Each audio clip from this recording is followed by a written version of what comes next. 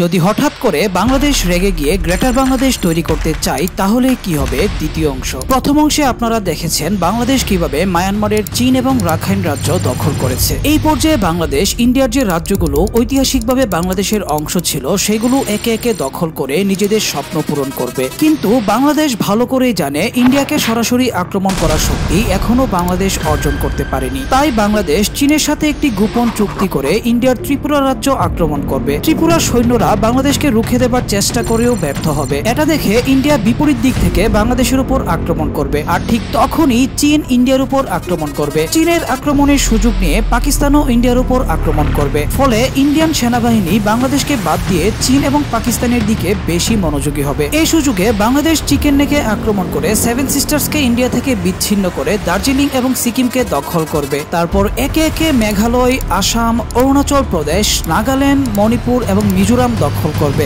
এখন বাংলাদেশের পরবর্তী টার্গেট হবে পশ্চিমবঙ্গ, বিহার এবং উড়িষ্যা।